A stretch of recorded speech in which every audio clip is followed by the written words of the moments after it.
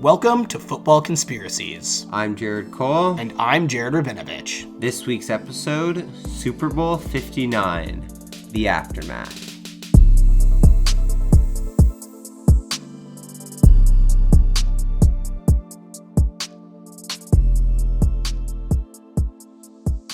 Hey everybody, I just got to start by personally apologizing for the delay in our episode schedule. I did, in fact, get stuck in Denver for 3 days after Delta had an unfortunate incident at Pearson Airport. Yeah, I wonder what could have happened there. Yeah, I mean, y'all probably heard about it. I was in the airport when the news happened, and suffice to say, it was a crazy few days trying to get home. So that is the reason for the interruption in our regular schedule, but we're back at it today, coming at you with the Thursday episodes. And yeah, I hope you guys enjoy this one, our kind of late follow-up on our previous Super Bowl episode. So before we get into the actual bulk of it, J. Cole, do you got anything juicy that you want to share with the audience? Yeah, I want to just bring up everyone's favorite wide receiver, Mac Hollins. Of course. Who, unfortunately, doesn't have a contract as we speak. But the worst move the Bills have ever made. That'll be resolved soon. Bills just signed Shakir. They need to sign up their main guy so that they can sign up his. Exactly. I do think he's likely going to be coming back to the team, but you never know. This guy hops teams like no one else. Yeah. So anyways, Mac Hollins, confirmed grounder. Yes. Jared was saying before he knew Mac Hollins barefoot, but didn't know the 100% true reason. Well, we now have the 100% true reason. And what is that? Well, a fan asked him what the best grounding techniques are, and he circled his own merchandise, which has the slogan, "Free the Feet." It's his own merchandise. Yeah. Free the feet. All right, Mac.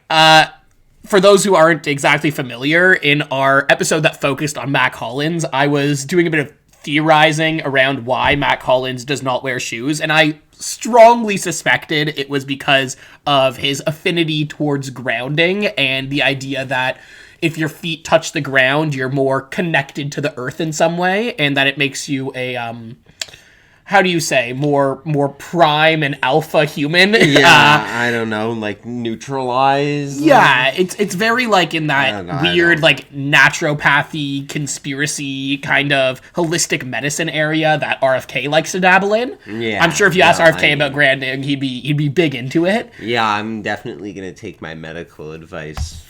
I saw a thing that you have to refer to RFK as they them because you're also talking to the brain parasite. Oh my god. Well, he did get it removed, as we know, as a fact. It was part of his divorce proceedings from his wife before, Cheryl Hines. So we do know, as a fact, no brainworm anymore. Just part of his brain missing with that worm. Yeah, and the second update is that Mac Hollins recently did a cancer challenge with the Miami Dolphins. What do you mean a cancer challenge? Yeah, like he did a running challenge for the Miami Dolphins to raise money for cancer. Like an ice bucket sort of thing. Yeah, like a big running thing just a big running race. Anyways, after the race was over, with the link to donate, he ate some worms. Like he was this part of a challenge of some sort? You gotta catch yourself a worm.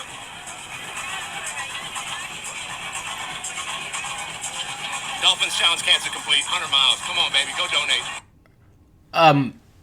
So he did a run, and then out of his own volition, decided to eat worms. Yeah, I'm sure it's something like the peanut M&Ms in the water bottle after the win, and I'm just unaware of what it is, but there was nothing as I was watching the stories, because I follow Mac Hollins, there was nothing about the worms until the end. It honestly feels like to me he just ate some worms and just was like, oh, this is part of the cancer research thing, I swear. Yeah. But you know what? All respects to him. I will say every time he comes up. Yeah, so that's what Mac Hollins is getting up to, grounding and eating worms. That seems like his normal daily schedule. Yeah. Honestly, yeah, as far as the Mac Holland updates goes, nothing really new. Yeah, and we will let you viewers know if and when he signs a contract. Oh, absolutely. The favorite player of football conspiracies. All right, now to get to the meat and potatoes of this episode. And just for a moment, I have to be candid. I have to be completely honest. To the NFL conspiracy theorists who have made this podcast possible, you have let me down. Truly. In the lead up to this year's Super Bowl, I have never seen so many football conspiracies spreading online. It seemed like a new era for this podcast. I spoke about it in previous weeks. This era would be one where the entirety of the world was finally catching up to mine and J. Cole's melted brains. However, the Eagles' victory seems to have put an end to this completely. The brain rot came to an end. Full stop. Of course, I am aware that many of the Super Bowl's best theories were contingent on the Chiefs winning, but when this didn't happen, I did not expect for the valve to be shut off so abruptly. For a couple weeks there, keeping up with the NFL world's conspiracies was like trying to drink from a fire hose. Nowadays, it feels more like what the right-wing conspiracy theorists believed the fire hoses were like during the recent LA fires. A slow drip with little sustaining force. Now, I want to be clear. I am the last person to complain about that people are choosing to shy away from conspiracies. On the whole, I think that's great for society and one of the primary directives of us having created this podcast. Well, I mean, it's kind of hard to talk about new football when there isn't any new football happening, you know? It's true. But, I mean, I still had the best conspiracy about the Super Bowl, and that came, like, how many weeks ago? Which theory are you talking about? That the NFL only wanted the Chiefs to make it to the Super Bowl because that's where they make their money. They don't care if the Chiefs win or lose. They just wanted to get the Chiefs there. And they also had, so they could have their two big markets in the Eagles and the Chiefs because the Chiefs would need the help. I think that if you're talking from like a scripting sense, that's obviously the logical. The NFL only cares about money, and you only get the money from pre-Super Bowl, really.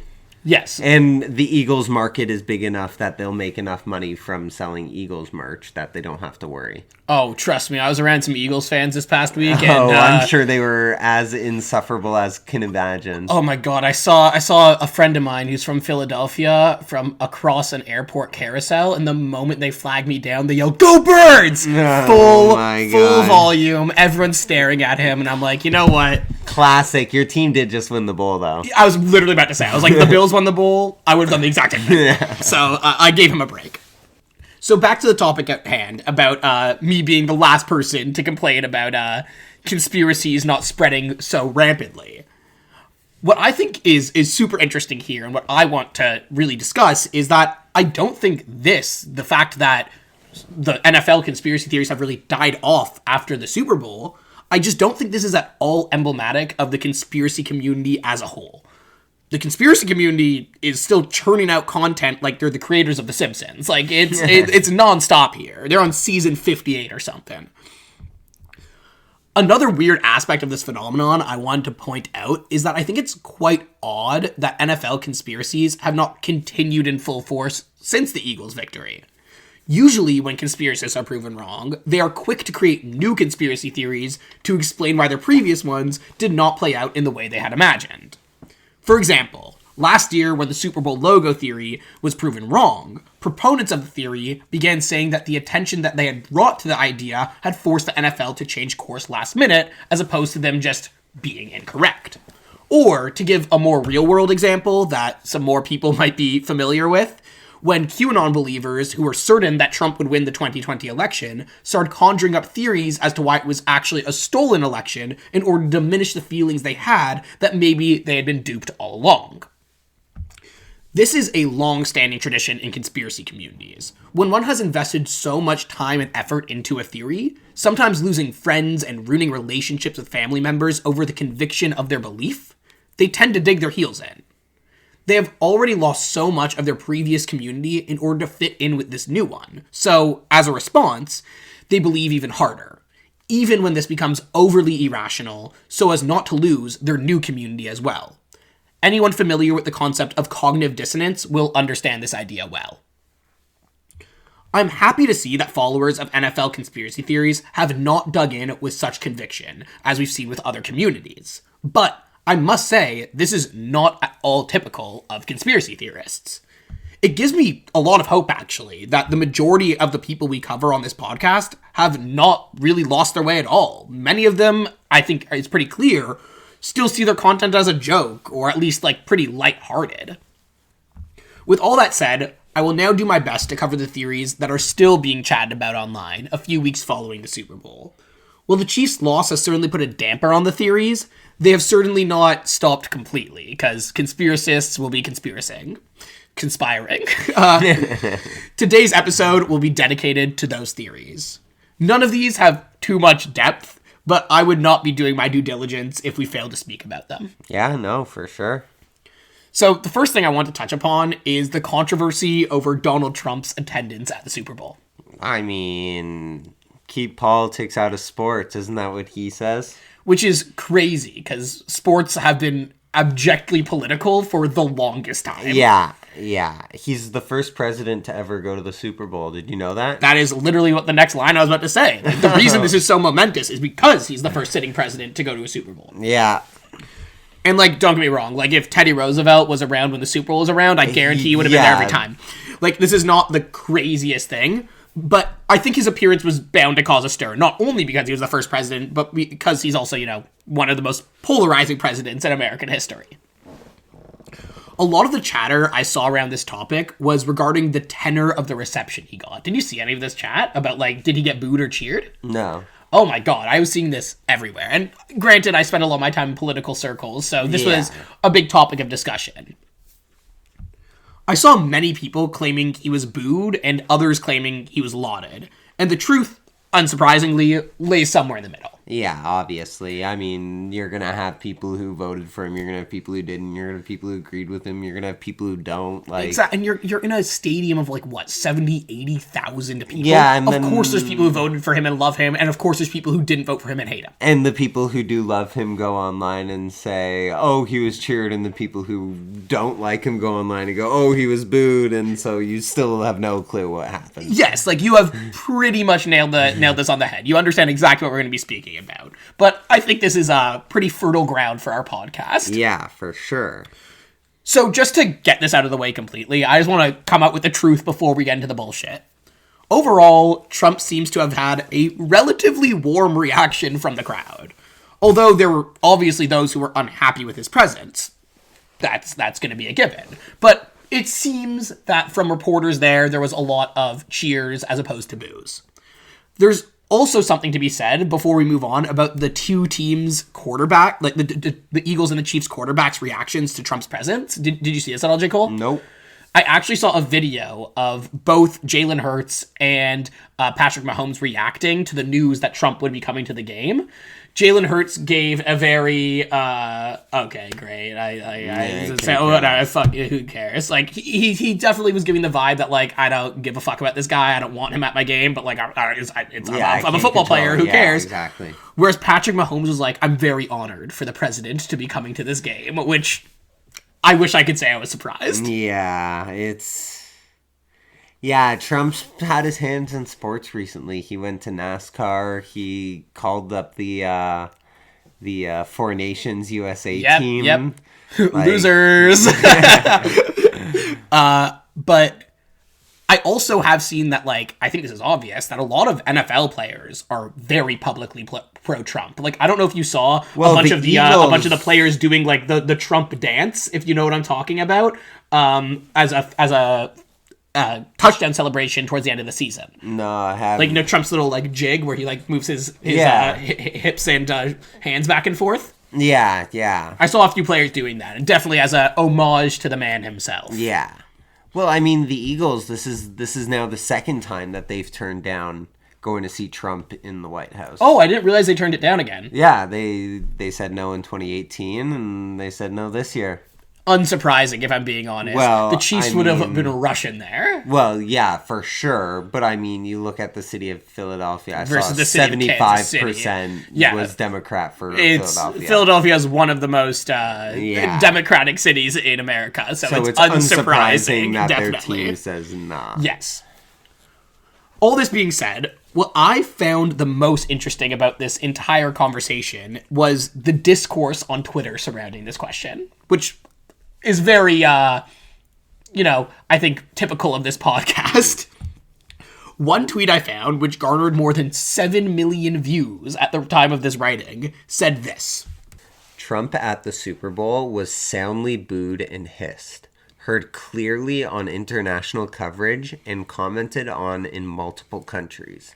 U.S. TV networks overlaid canned cheers instead.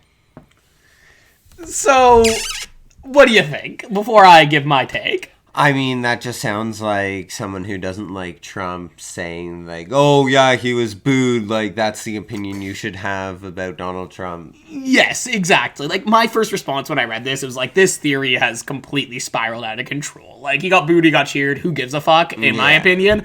But, like, the fact of being, like, broadcasters are covering it up is just so... Yeah. Like, calm the fuck down, please. you are the problem.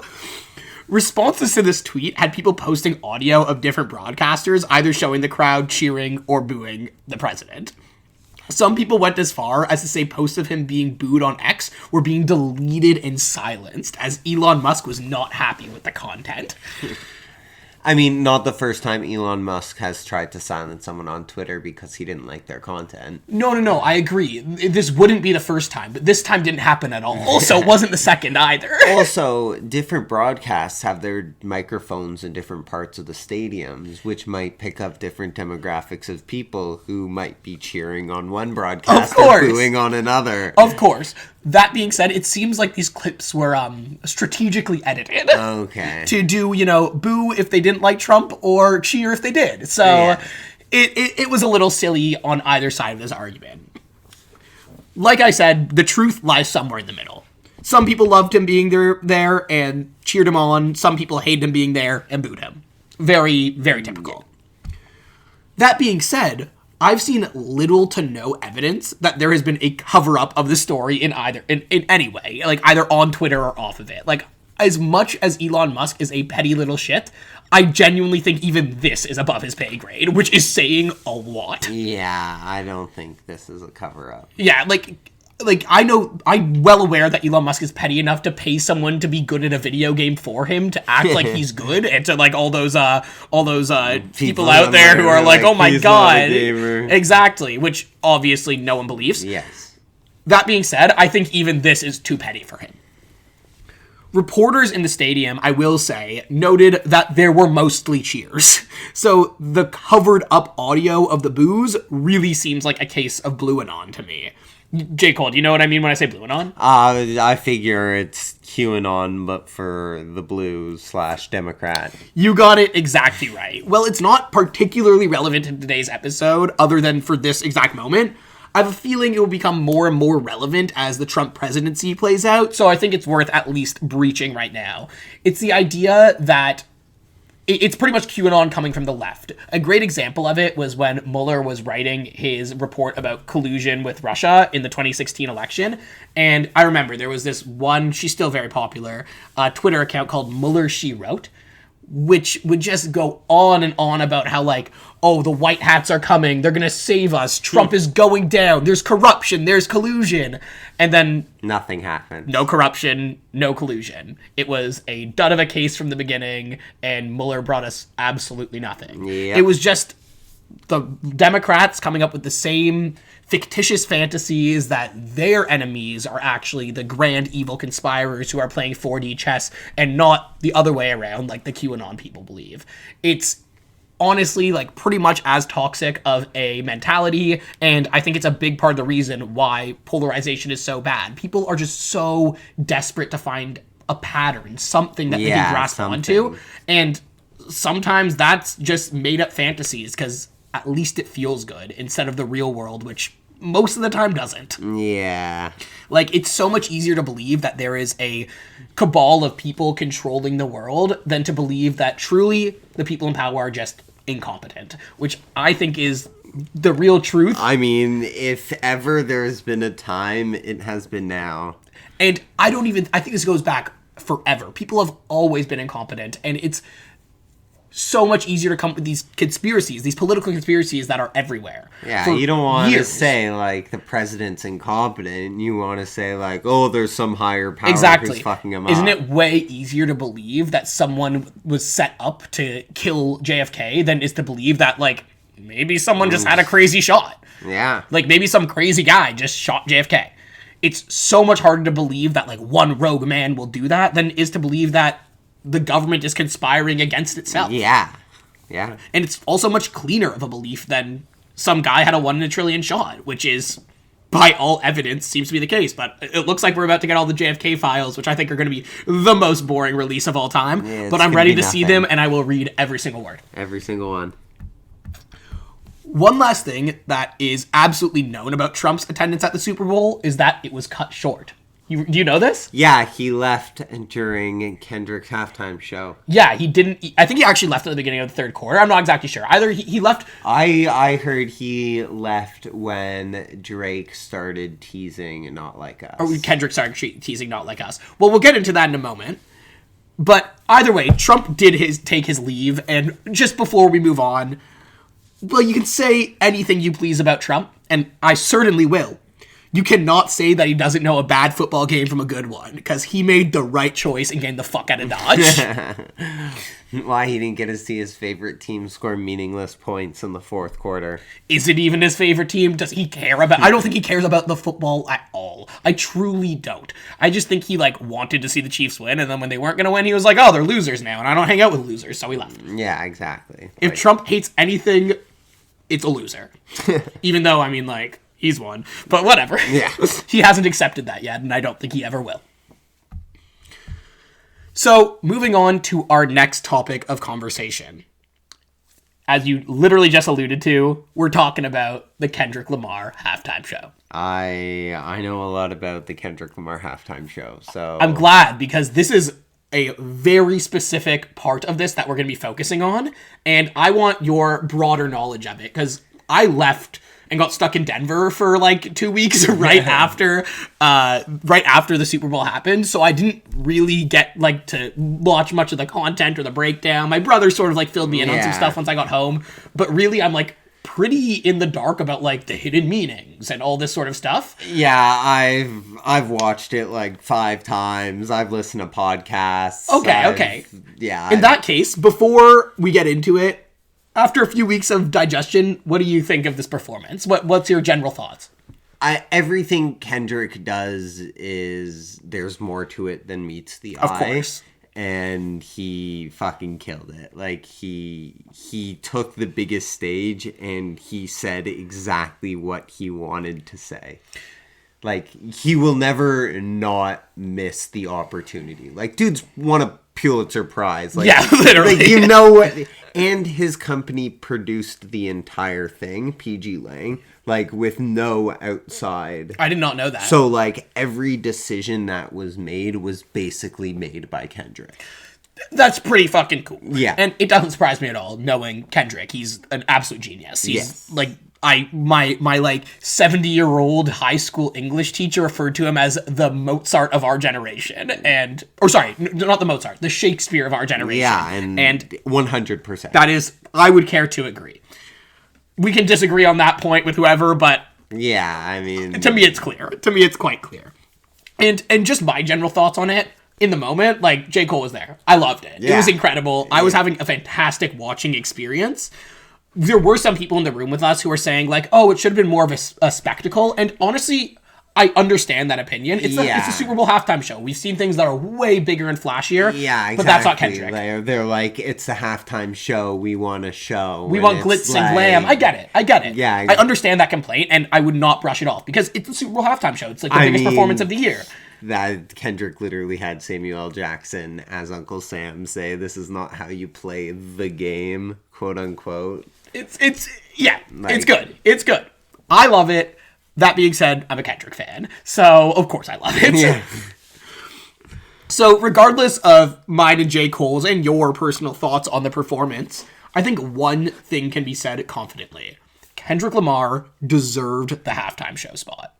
Yeah, I mean, it was last year that Jay-Z got to pick the halftime show for Apple, and he chose very correctly. Like, it's just... And fuck Jay-Z, first of all. Well, I mean... But he chose right. Yes, he chose And right on this. no matter what, I just don't think it can be argued that Kendrick Lamar hasn't earned his place in the music canon to a point where he just deserved this. He had the biggest song of the year last year. Everyone is playing Not Like Us everywhere. I have not seen a song that popular in years.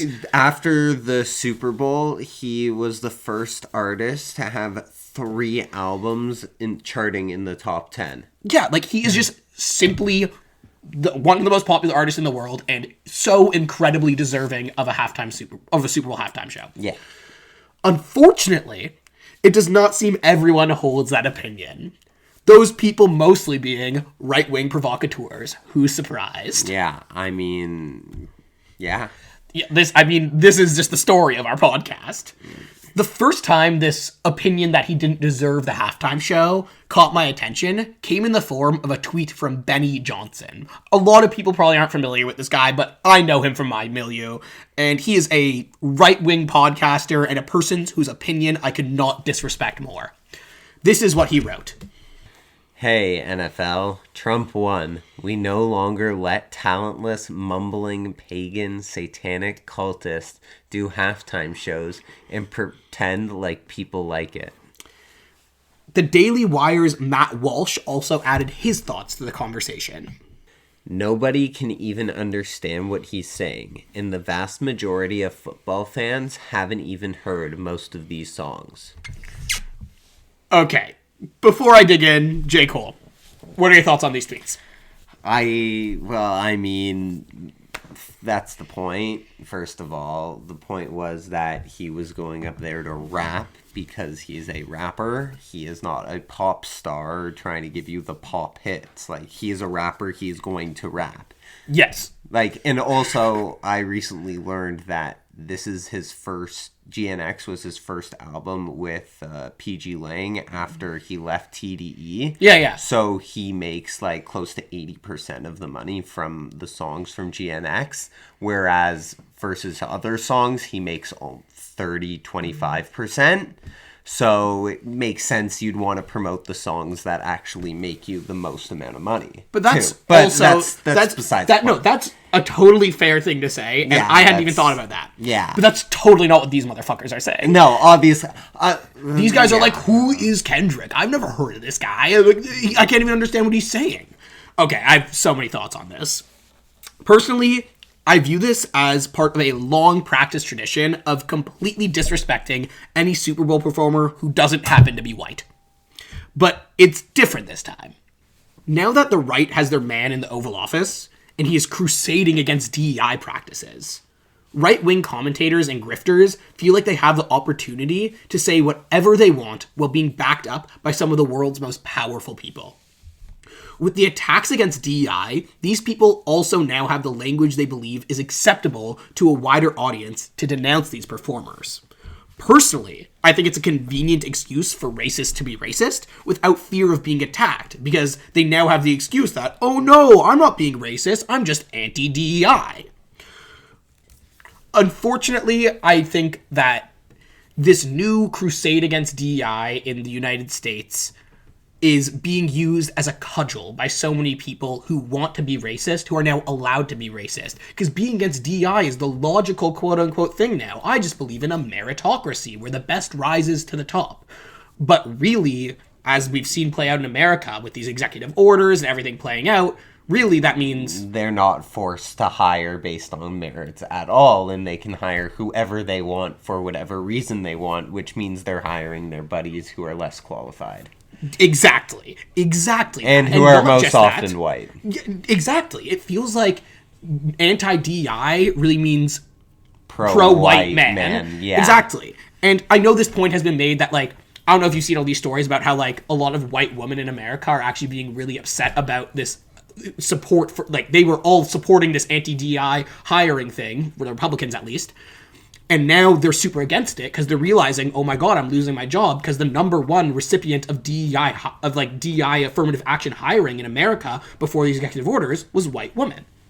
really, I could go on about this topic forever and ever, and how much I just think these people are taking super shitty government executive orders made by a racist man and using them as a mask to say, I'm not racist, I'm just pro meritocracy. That's complete fucking bullshit. And to say that Kendrick fucking Lamar is a DEI hire, that is one of the most bullshit, racist ass things I've ever heard in my life. Like, get the fuck out of here if you think that Kendrick Lamar, who my old ass 70-year-old high school English teacher was able to call William Shakespeare, if you think that guy doesn't deserve the Super Bowl spot, the man with the most popular song of the year, with hit album after hit album, with Grammys on Grammys on Grammys, with a Pulitzer Prize. Yeah, I was about to say, how many other rappers have Pulitzer Prizes? 0.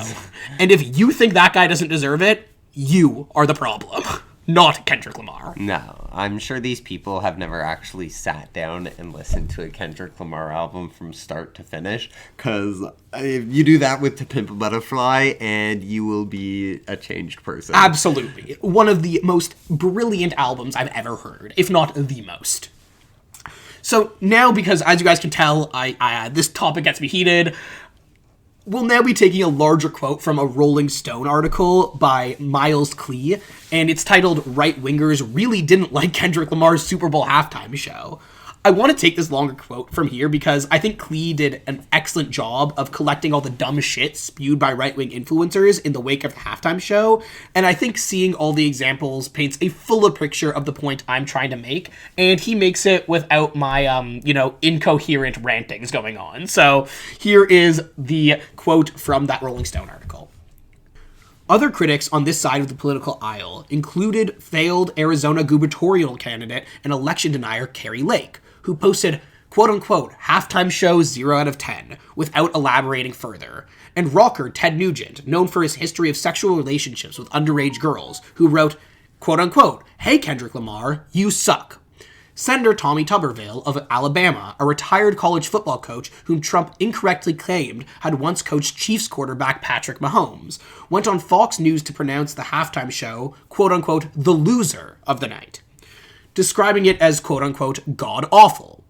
Former Representative Matt Gaetz, a few months after the release of a House Ethics Committee report that described that he paid a 17-year-old for sex, offered a more confusing perspective.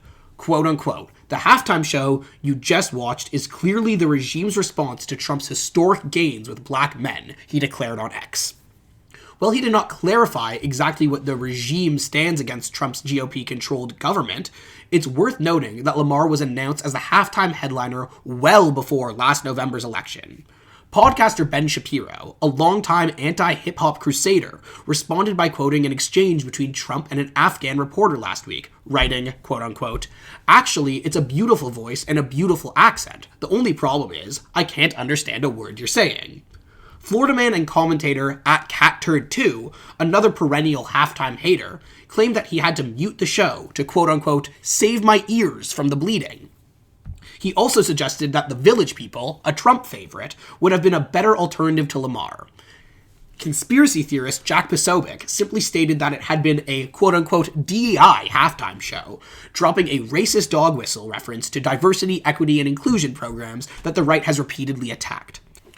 Reactionary misinformation spreaders Ian Miles Chong and the pseudonymous account End Wokeness both suggested that rap isn't music at all, with the latter saying, quote-unquote, I'll die on this hill. So that's the end of the quote there, but that's just a collection of complete pieces of shit. Yeah, that's a crazy hill to die on. Also, I just need to say, for those of you who, and I don't expect you to be familiar with CatTurd, he ran over his own dog recently because he was backing up. He's a fucking idiot. Yeah. Honestly, if you want a good laugh at a human piece of garbage, search up CatTurd. He has so much dumb stuff surrounding him. Yeah, it's kind of crazy that someone named CatTurd has influence in the right-wing community. Oh, and like big influence. He's known as this like intellectual debater when really he sounds like me thinking I was smart at 18 years old and being like, actually, I think Jordan Peterson has a point. And, you know, I'm not 18 anymore. So yeah, exactly. I'm not dumb like CatTurd. So if all this quoting and all this evidence doesn't make my point clear, then I don't know what will. Like I said, criticize the performance all you want. But to claim that Kendrick didn't deserve it or that he was a DEI hire, these are all completely racist dog whistles. And it seems to me that Kendrick's halftime show and Trump's presidency is giving many people the sense of freedom they desire to make racist remarks and claim that they aren't racist at all. They actually just care about meritocracy. Well, if Kendrick has not proved his merit to these people, it feels like the only reason he has not done so is because of the color of his skin. I firmly believe that an identical performance put on by a white man would not have received one iota of criticism from this crowd. I welcome these people to prove me wrong, but they have a really tough hill to climb. Yeah, I don't know how you would be able, because, like, no white person could do what Kendrick Lamar did. Of course not. Like, I just think that if there was an equivalent rap performance that they should be saying is... Well, what's that right-wing rapper name? The one that they're always freaking out about? I'll look him up. Yeah, I'm not sure who you're referencing. Look him up. You'll just, if you type right-wing rapper into Google, you'll see who I'm talking about. Tom McDonald, of course, yes.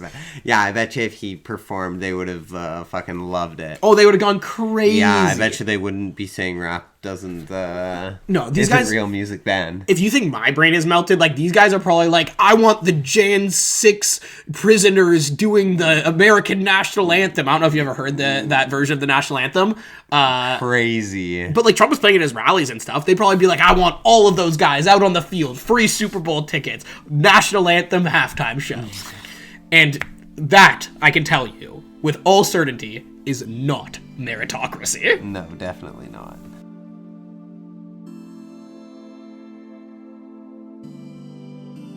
Alrighty, welcome to the podcast ending where I got stuff for you, you know?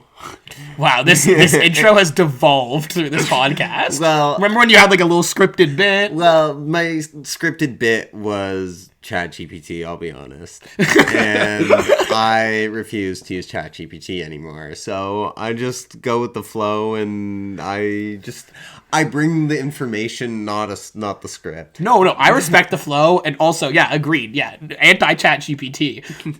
That being said, I just think it's quite entertaining. I feel like someone should put together a supercut of your intros to your end segments. The only person who's gonna do that is me. Yeah, for real. Yeah, so I like to talk about curses, and I feel like if there was ever a team built to break curses, it was this year's Philadelphia Eagles. Okay, explain.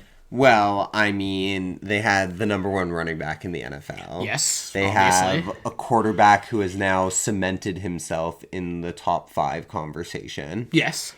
You have you have another top 5 wide receiver duo in Devontae Smith and AJ Brown. That's for sure. Plus, they have other great pass catchers in Dallas Goedert.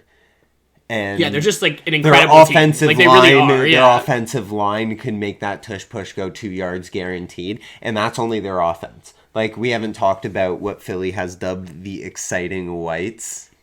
Wait, what? Yeah, they're 2 white cornerbacks.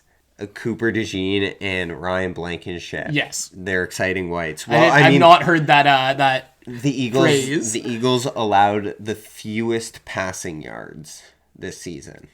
I mean, they won the Super Bowl. This is all adding up. Yeah, but they were a ridiculously good team. Yeah, is they the point were. I'm trying to make, and they were built to break curses. And my buddy Joe Pez on Twitter, he collected all the curses that the Eagles broke in 2024. Don't you just love it when some guy on Twitter does all your work for you? Oh my god, it's amazing. It's beautiful. But I mean, this information needs to be shared because all those curses, bro, you'll see. Okay.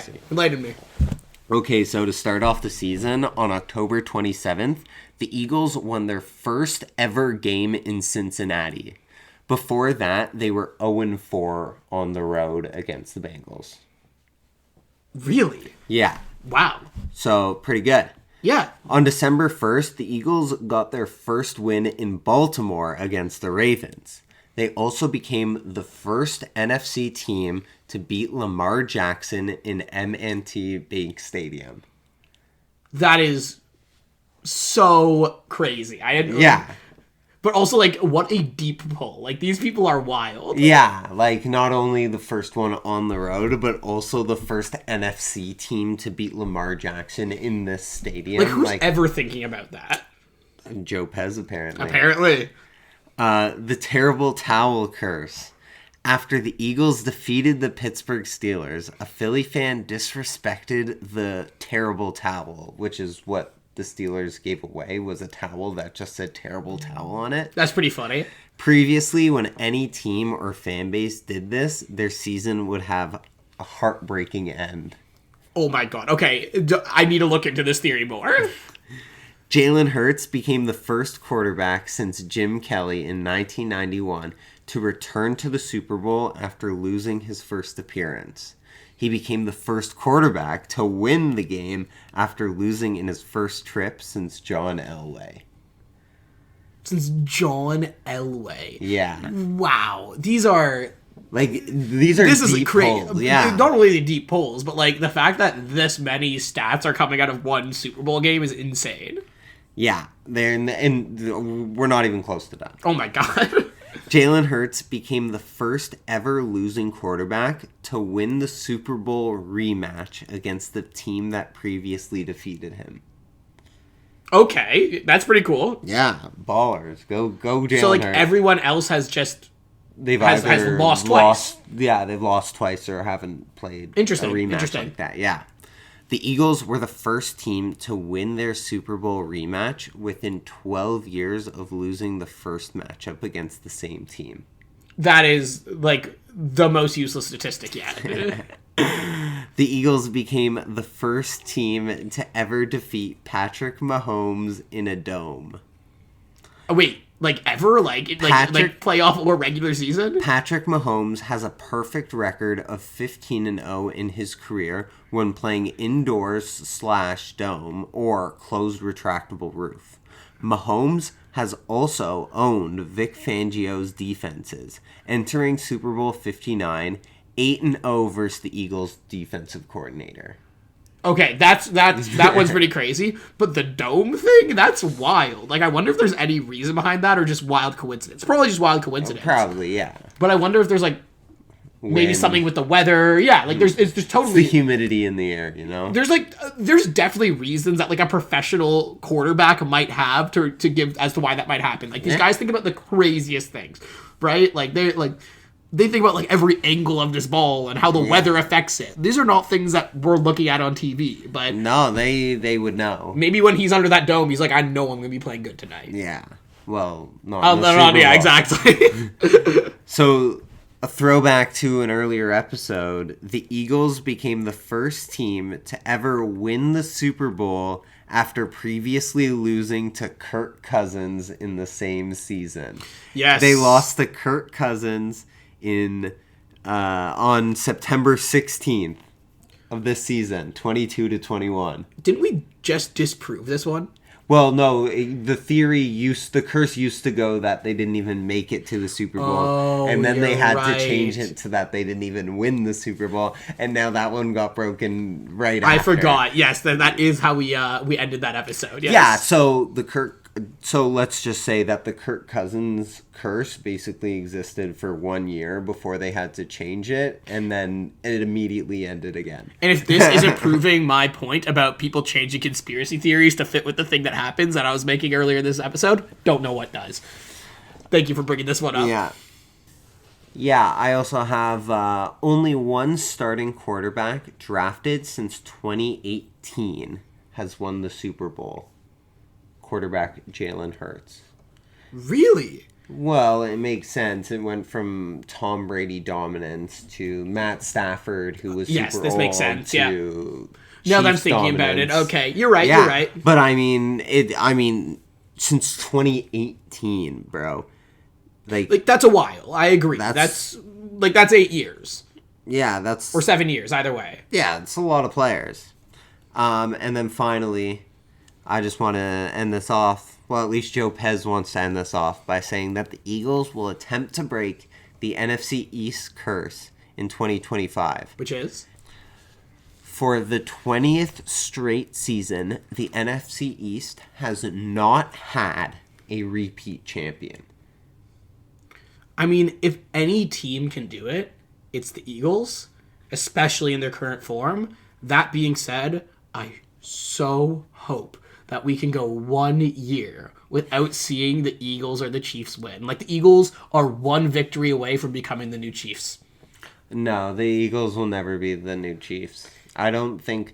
People hate the Chiefs more than they hated Tom Brady.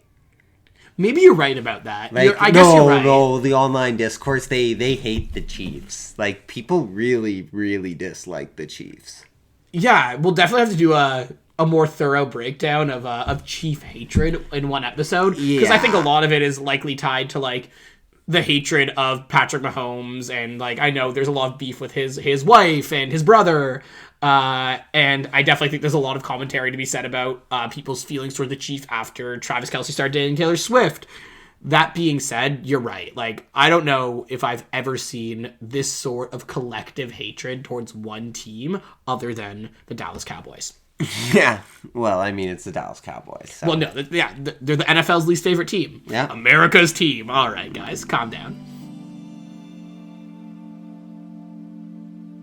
Thank you for listening to this week's episode. You can find us on Twitter at FB Conspiracies, where we will post all the graphics and links we spoke about during this episode. You can also reach us by email using fbconspiracies@gmail.com. A special thanks to Blaze for the music.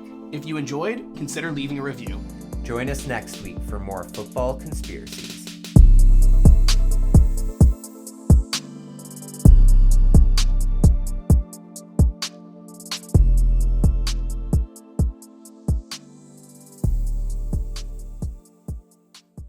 Fuck Batman.